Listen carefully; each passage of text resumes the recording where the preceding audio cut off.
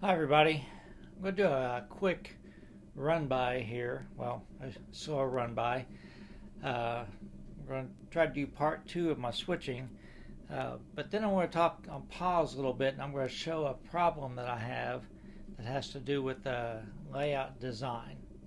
And maybe, I don't know that I could have avoided it, but we'll just talk about it for a minute.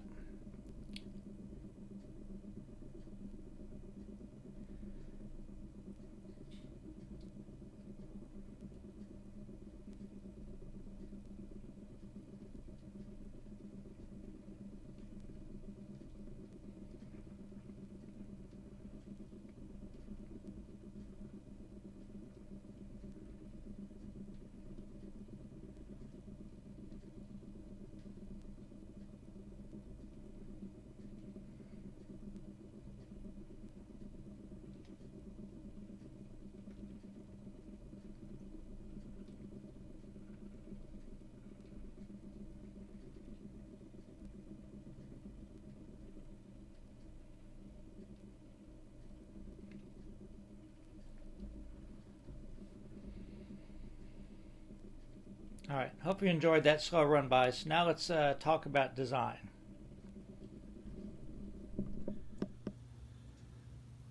Okay, so as you can see, the tank car at the end of the train is just clearing the turnout for my crossover.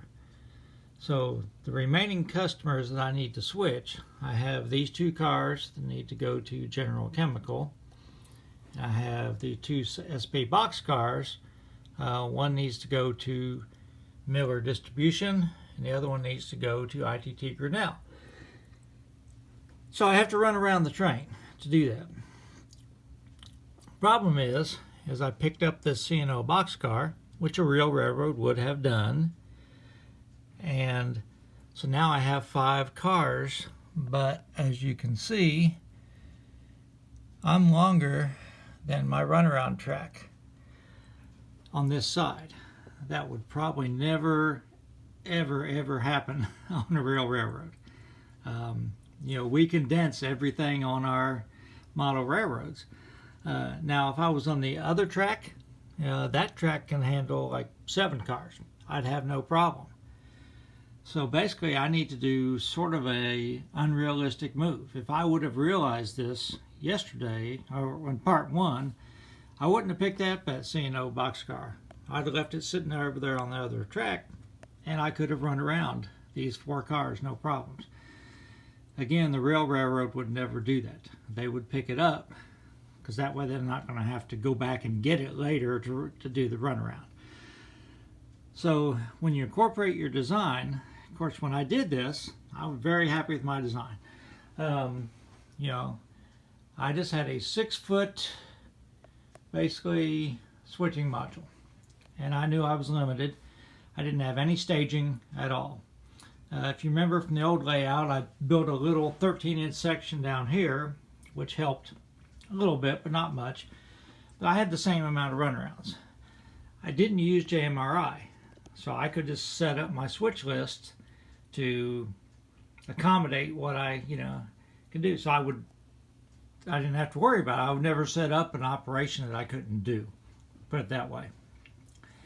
JMRI doesn't realize my limitations, and I've tried to incorporate that by setting schedules. So like I don't want to deliver a covered hopper to wherever every train, or maybe I only switch out one of the 2 cars at wherever every train. I've tried to do that for several things. I haven't been completely successful. Seems like when I set up a schedule, I never switch. I never have a car delivered there. I mean, it's like I can't figure out how to do the schedule where it's like 1 out of every 3 sessions or something like that. If I could do that, then I probably wouldn't have the situation I have now. But I took the schedules out because I wasn't getting any plastic car deliveries to wherever. And so I said, well, I'm just going to take the schedule out. So first train said to deliver a car, and I had 7 cars leaving the yard, which is a little bit big.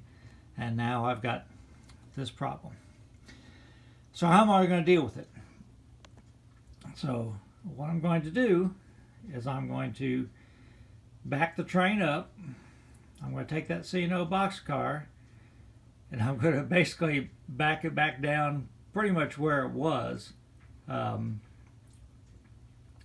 I'll probably just I'll run around.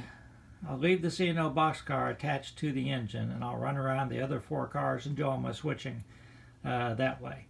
I think that would be the best thing to do.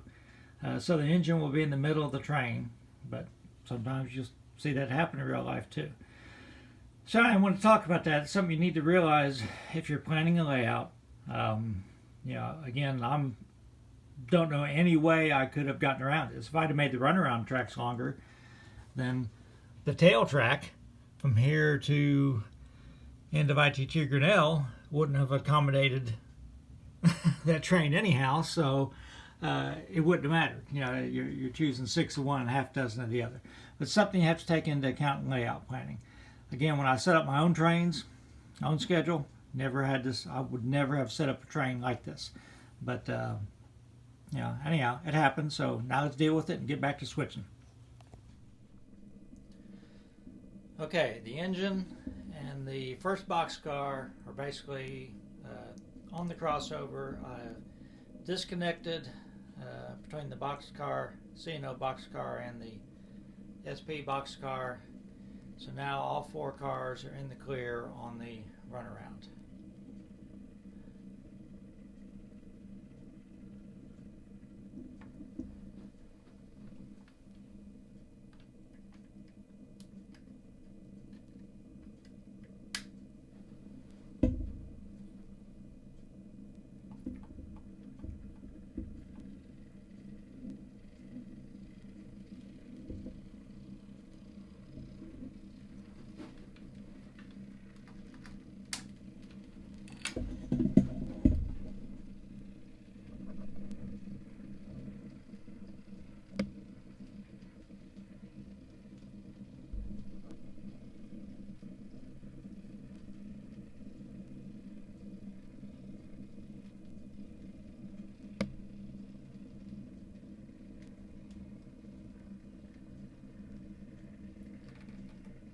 Alright, we're back past the crossover.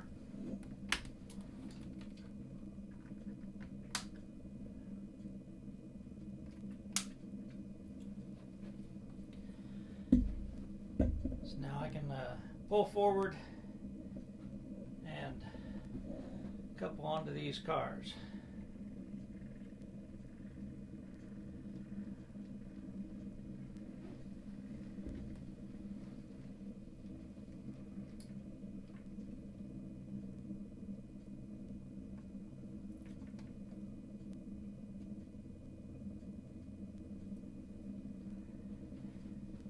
Okay, what I'm going to do now is I'm going to keep pushing forward a little bit so the 2 SP boxcars are not fouling Douglas Avenue, and then I can switch out the General Chemical cars.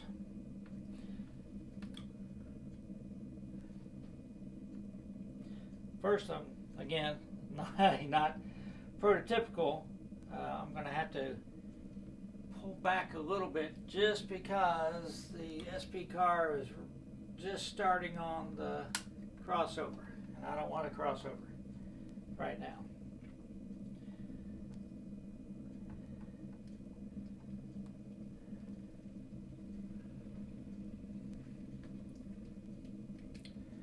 So we'll push them down a little bit just so they don't foul the crossover. Like I said, I don't really like to do that.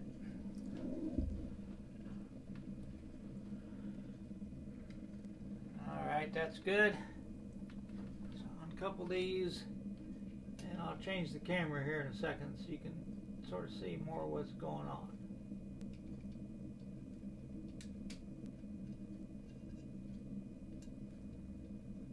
Sometimes it's hard working around the tripod to uncouple. Can't really get in where I'd like to be. There we go.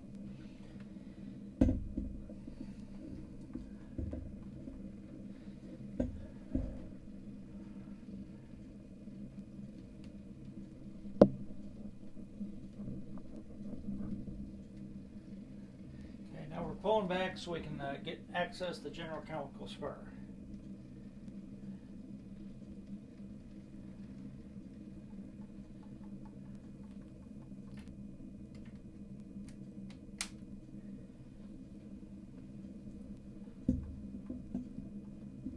So we have a Rock Island boxcar sitting at the team track, which we're going to have to respot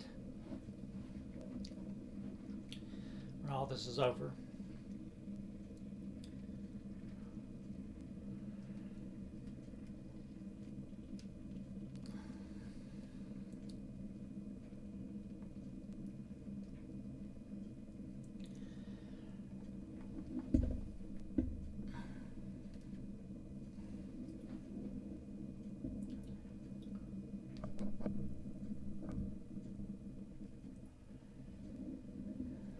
The spur is not in the greatest shape, so I try to go kind of slow down it.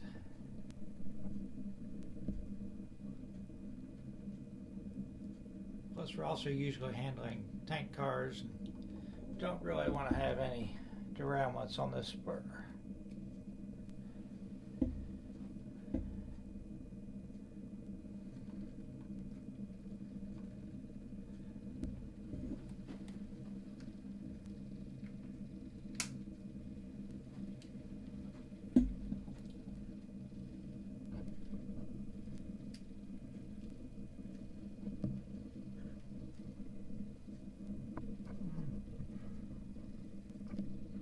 Sorry about that, still getting used to this gimbal.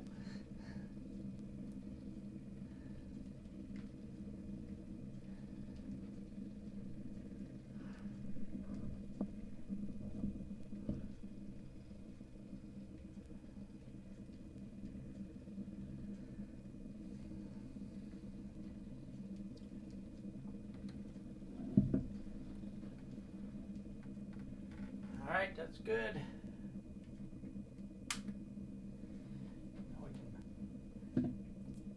Push those 3 cars forward up to where the SP cars are. Again, we don't want to block Douglas Avenue.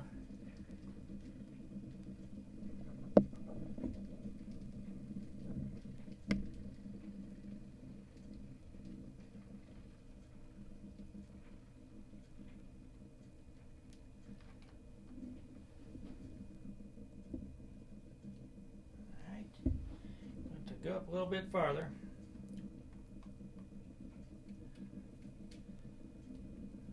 Alright, that'll be good. We're not blocking Douglas right there.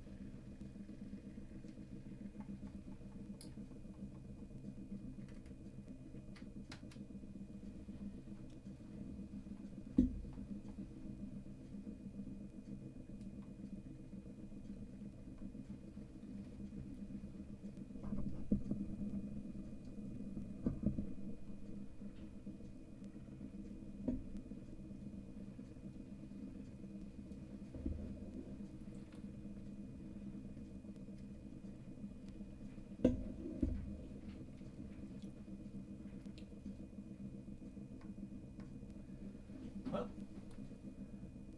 first stall of the day. Engine doesn't stall very often.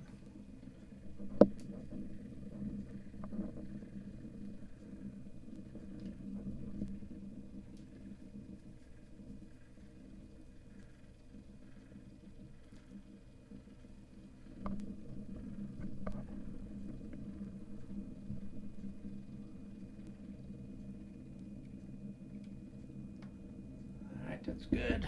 Right at the unloading racks.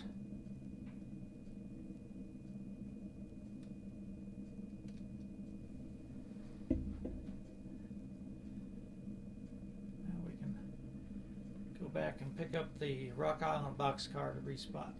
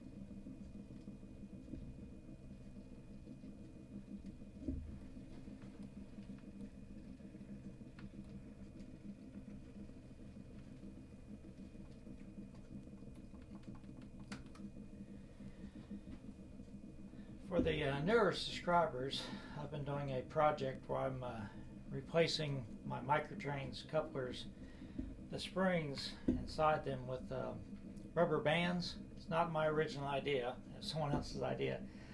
It seems to do away with a lot of the bobbing when you do the slow speed switching like this. Now this Rock Island car, I think that's an Athearn car. It actually has those body mount couplers on it, and they're the, I don't know what they call those couplers they use. They're not microtrains. But anyhow, in the first slow run by that I did at the beginning of this video, all of those cars had the couplers converted, I believe. Actually, the two, yeah, I think they all did. So I didn't see any bobbing at all. So if you want to play that back and see what the benefits of that are, I'm very happy with it. It's a little bit of a pain. I'm going to take a few more cars to Indiana. I just do a few at a time, and eventually I'll get them all done. I'm marking the truck pins with brown paint to show that they're done or not, so I don't get confused.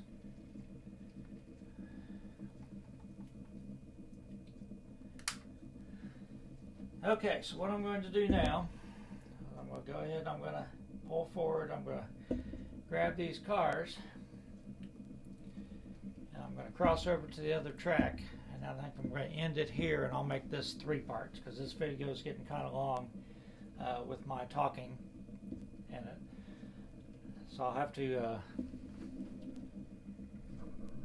couple onto these, and I'm going to have to pull them back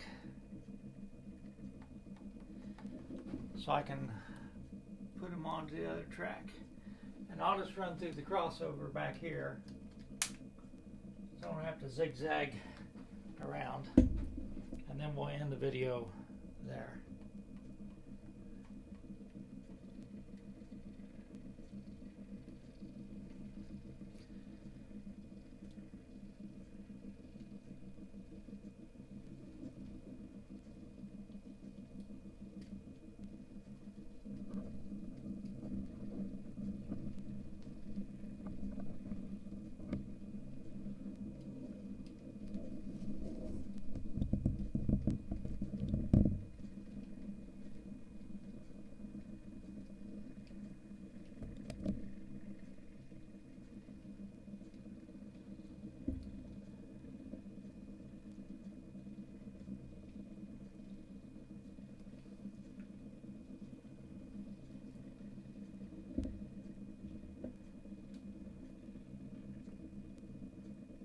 Alright, we'll just pick up the part 3 right there. I'm going to show you one thing on the module and talk about chance for a second, and that'll be all we do for today. Okay, here's how I'm marking my cars that are done, and I inadvertently lied to you. I thought those 2 SP cars were done, and then what I noticed right there is bobbing a little bit, so after the video I pulled it off, and now those 2 SP cars are not done. I know all my tank cars are done, my covered hoppers are all done, but my box cars are not all done yet. So working on it, getting there, but it still makes a big improvement. I said I would go ahead, I thought the module was dry enough I could go ahead and paint everything brown. So I did that last night. My wife actually mixed up a bunch of colors. There's a bunch of paint left over. We put it in a plastic tub. Hopefully it will last so I can use it again if I need to. I think I covered about everything. Of course, the river bottom or the creek bottom is going to be painted again different colors, but I just went ahead and painted everything brown except for the bridge abutments to hide any imperfections. I don't want any white sticking out. Alright, here's Chance. He's on his dog bed. Actually, that's our other dog's bed, but Chance has sort of taken it over. I had a little scary episode with him yesterday morning. He collapsed in the backyard. He got real wobbly and all of a sudden just keeled over. I was afraid he was dead, but went out there and he was just real weak. So we got him into the house, took him to the vet yesterday, and they said it's just still his body reacting to the chemicals for the heartworm treatment. I guess you get 2 shots in his back, the rear end, so his back legs are really weak. He's unsteady on his feet sometimes, but appetite's good. They gave us some medicine, hopefully deal with the diarrhea, and he's been pretty happy today. Right now he's it looks sort of lethargic, but he's eating good today, and he's been trotting around the backyard today. Right now it's raining, but so he's just taking it easy, but I think he's going to be okay. So everybody stay safe.